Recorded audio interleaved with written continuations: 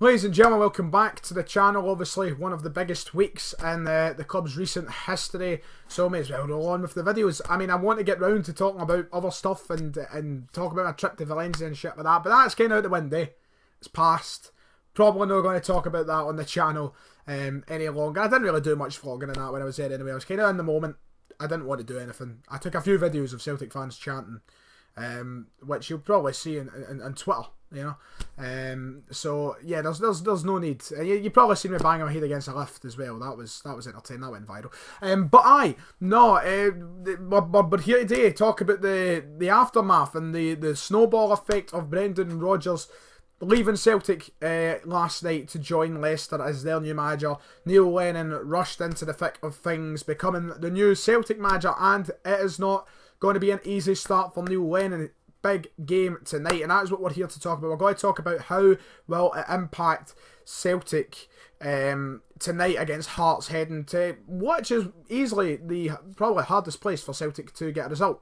Tynecastle. For the last couple of years, we have been dreadful. It's the place that ended our 69 game unbeaten run. It is the place where we lost at the start of this season, which raised a lot of questions about our squad. We don't do well when we go to Tynecastle, according to recent history. So tonight will be no easier, and it is vital to see how the players react tonight to Brendan Rodgers leaving. We don't know how big an impact this is going to have until we see it firsthand when these 11 guys get together and play some football. Neil Lennon, we are unsure as of yet if he will be in the dugouts, if he will actually be managing the team tonight. He's not even had a chance to meet the players. His presser was earlier today, his first press conference since becoming Celtic manager again, and he was basically saying, you know, he doesn't know if he's going to take charge. He's not even had the chance to meet the team. There's still a lot to be done, and it could be John Kennedy who's in the dugout tonight, which is understandable. John Kennedy has been in the coaching team for a while now. He's been there for the last 2 years under Brendan Rodgers. If he was to take charge of the team tonight, it makes complete and utter sense. Because Neil Lennon going out a dugout tonight would be kind of, you know, a guessing game of who and what to do, kind of. Neil Lennon knows what he's doing, right? He's managed Celtic before, he's won league titles, he's managed Hibs, done well there. It's not like he's gone into a strange environment and being completely lost, but he's never worked with this group of lads before. The only player left from the way he left the team is Scott Brown and Mikael Lustig. I think that's it, off the top of my head. Obviously McGregor was there much younger, and Rodgers was there when he was young and such, but it's a completely changed team. It's a different landscape. The team has been overhauled since Neil Lennon's gone, and of course it has. It's 5 years ago. So, you know, it's just, it's a completely different thing. John Kennedy taking charge tonight is probably the smartest thing to do. Now, do we go insane if Hearts win tonight? Do we lose the plot and say that's it, it's a big end? I know how Rangers fans are going to react. That's how Rangers fans will react. They will react. If we lose tonight, Rangers fans will be buzzing at the prospect of us throwing away the league title. Look, if we lose tonight, Celtic fans, please listen to me.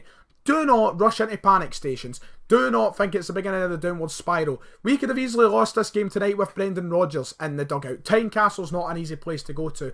And even at the weekend, it's not an easy place to go to. Even we've got Easter Road. It's unlucky Neil Lennon's had to come in to 2 very difficult games, because I believe if he loses these 2 games, which we could have easily done as well under Brendan Rodgers, if it was under Brendan Rodgers, we'd be thinking, right, pick ourselves back up, blah blah blah. But because it's under all of this, I think there's going to be a lot of, you know, panic amongst Celtic fans for no reason whatsoever. This is a hard 2 games for Neil Lennon to come into and take charge from. It's not going to be easy. He's got to go to a team where he's had history with how he copes with the fans and such, and then he's got to go return to his old team as well. And you know, his old team are going to be able to think to themselves, well, you know how Neil Lennon likes to manage a football team. Let's suss that out.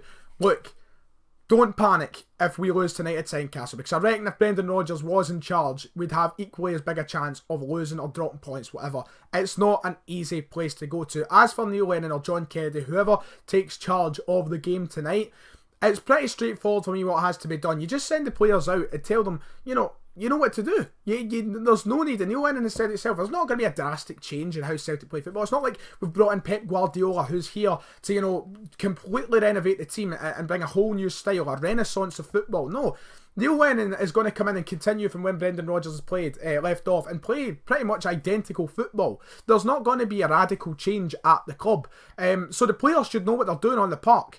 You know, the manager only does so much, but when the whistle blows and the 90 minutes start, It's the players who take complete authority of the game, and they guys know what to do out there. They know how to play football. They've been playing well recently, and we just need to carry on that form. Domestically, recently, we've been fantastic, and we just need to carry that form into tonight's game. Tynecastle, though, not an easy place to go to.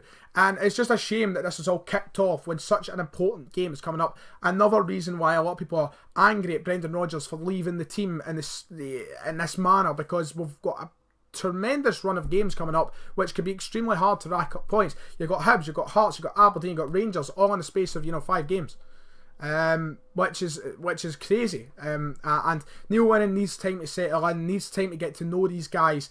But I have faith in the 11 men on the park to be able to go out and do the job themselves.